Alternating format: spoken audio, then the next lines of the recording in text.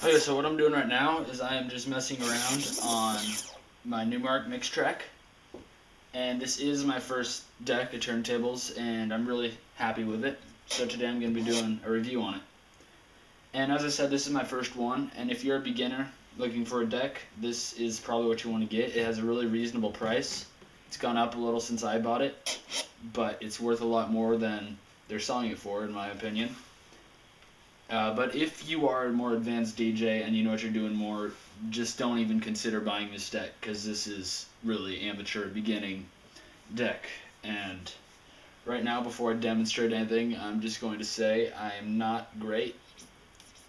So that much said, I guess let's start. And what this is it's really just a controller for the software Virtual DJ. If you don't know what that is, you might want to look into it before you buy it. Maybe get yourself familiar with the software a little bit. They have free versions just to use on the computer. And from the deck, you could go up and down, choose any song, select it, and there's lots of stuff you could do on screen, but you could do the same stuff more efficiently on the deck. So first off, you got 2 tracks that you can select with this by just queuing them up and selecting them. And the tracks,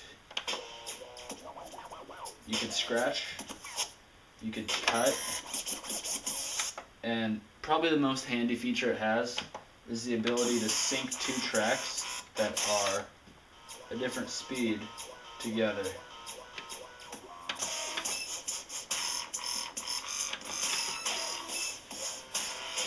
So it's not together right now, but at the start of the song you could get them going at the same tempo, so you don't have to worry about figuring that out on your own. It does it for you.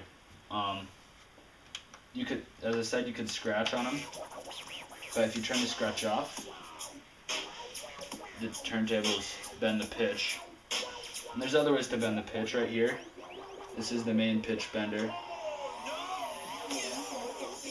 And then there's also a temporary pitch bend up here that goes back to normal tempo afterwards. And Virtual DJ has a whole list of effects for you. My favorite is actually Beat Grid right here. And then you can double stuff. There's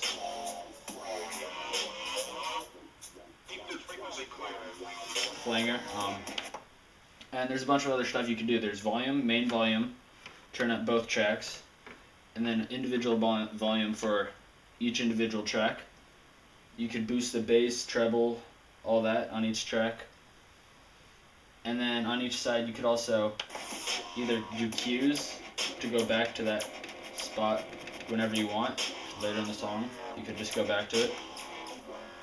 And then you can delete music, and you could have up to 3 cues, so that could be pretty helpful. And then you also have loops, where you could just go and have it repeat the same section over and over again until you re-loop it. The thing with loops is that you can only have 1 loop at a time, and you have to do them live, so you can't have certain sections that you want to loop that you just tell them when to do that, which I thought would be pretty handy, but it doesn't have that. And then you have, you could say whatever song you're on, you could load that song just right here onto each deck if you don't want to queue it up.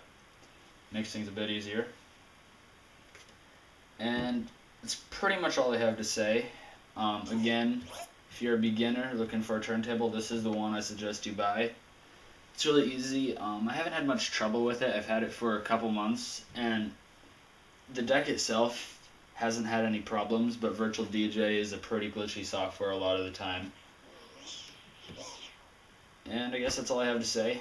I didn't really think through much of what I wanted to say before I did this video, so that's probably why this is not a very interesting video, but I hope you found it helpful anyways.